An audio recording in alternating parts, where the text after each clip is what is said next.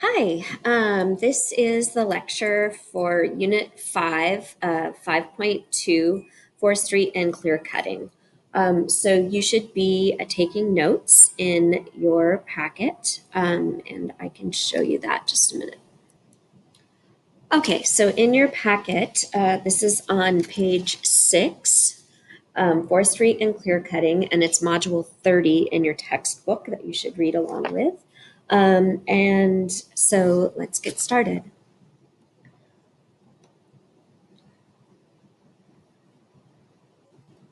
All right, so forest, like Forrest Gump down there.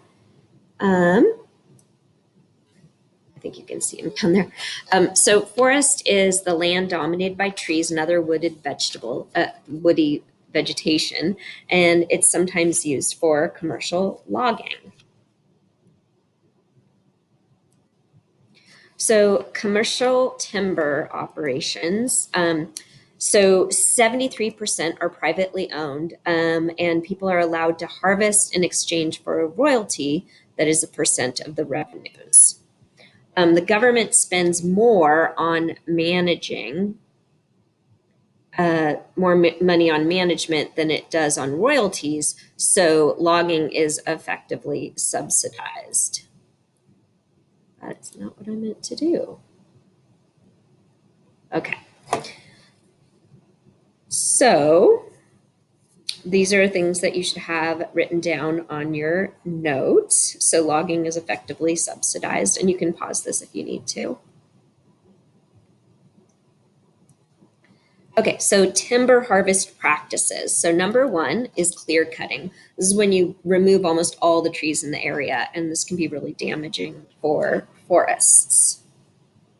So clear cutting is the number 1, removing all the trees in an area. So it happens, you have a mature stand, and then you clear cut, and then the new part establishes, and then you have a trending, and then it gets back to the mature, and you cut it all down.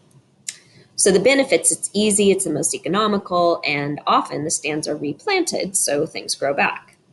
But the problem is that it reduces biodiversity. It's very hard for the species to come back in this area. It increases wind erosion and loss of soil nutrients. There's stream sedimentation because a lot of the sediments wash into streams. There's mudslides, and there's increased water temperatures because there's so much in there, and it causes turbidity and causes the water to get much warmer. There's a lot of erosion with this and a lot of biodiversity loss. So the biggest reason for doing it is that it's cheap, but it's very harmful to ecosystems. So this is where you should have that written in your notes.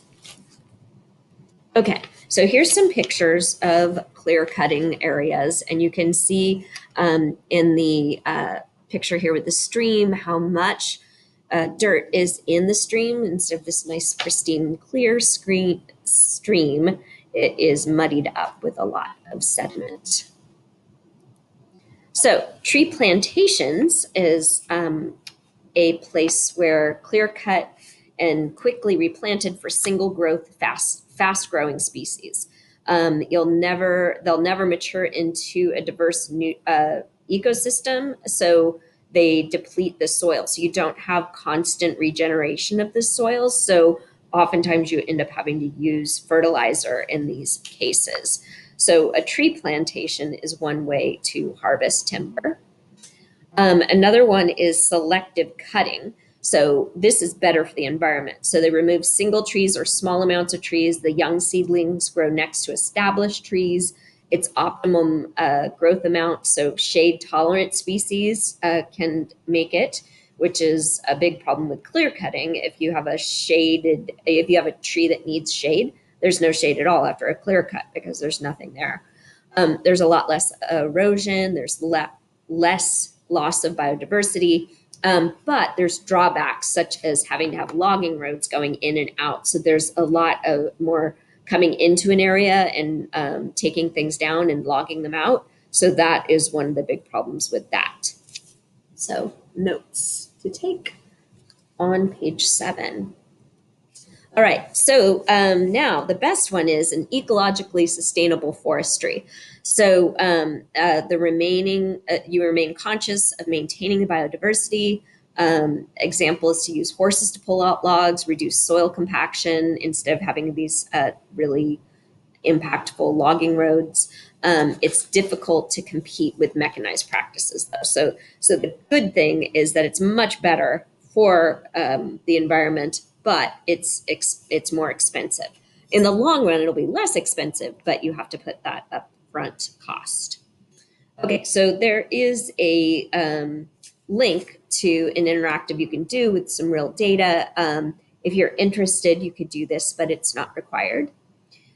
So I wanted to tell you a little bit about the history of logging conflicts. So timber production versus maintaining biodiversity. And we have some very specific examples that you need to have available to you so that you can explain them on FRQs in the class. So an example is the marbled murrelet. It nests in old growth coastal forests. And then the most, okay, so there's one example is the marbled mullet, but the most famous example is the spotted owl. So I'm going to talk to you guys a little bit more about the spotted owl controversy in the 90s. They live only in old growth coniferous forests, and only 10% of those forests remain. So in 1991, logging was stopped by the court due to the Endangered Species Act. So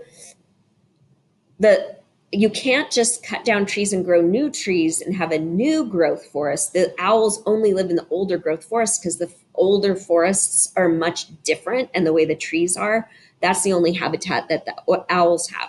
So this was very controversial at the time. I'll show you some examples. So many job losses were projected because the people that worked as loggers had to stop because they weren't allowed to cut trees anymore. It became a symbol of government overreach with the environmental legislation, and jobs were already being lost. And spotted owl is an indicator species. So as we've talked about before, they're very important for indicating the health of the forest. And so when they started to go, they were letting us know that there were big problems in the forest. So this was covered widely in the news. I do remember this a lot, but being a kid that was growing up in the 90s, this really vilifying the people that are trying to save the owls, which is not something that we're used to as much. So I wanted to show you some examples of this. So this was covered in the New York Times and in Time Magazine. And so there were a lot of people that were talking about having more trees and less President Bush, talking about putting up things to try to save the owl and some political cartoons. And then there was all this backlash by the loggers. Great, thanks. See you later. Picking up things, that's good. I'm just going to keep going here. So these are rough, right? Save a logger, eat an owl. Loggers are endangered species too. I love spotted owls fried. It just got really kind of rough to hear. So I just wanted to show you how serious these things went, because people were looking at this as their own livelihood, and that we were more interested in owls than we were in people. And it was just such a sad example of how people don't understand why biodiversity is important for everyone. Just as I told you before, biodiversity can save your life.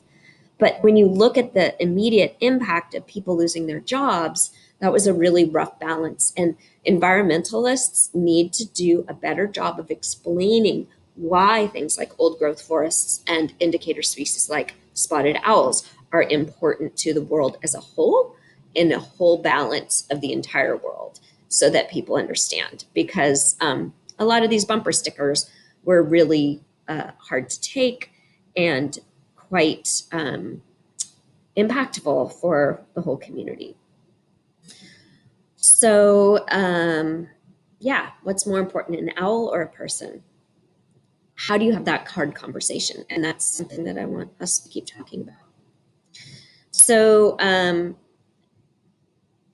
we have some more information of how we're trying to save the owl. And actually, the spotted owl as an endangered species is doing better now because we have followed the law that says that in the Endangered Species Act, you have to protect the animals and their habitat because we know how important they are. We do have to do a better job of finding ways to keep the economy going as we're helping the environment. And a very good example of this, which will be coming up in the next unit, is the energy sector and how we are going to let people stay employed while we transition to a new economy. Thank you.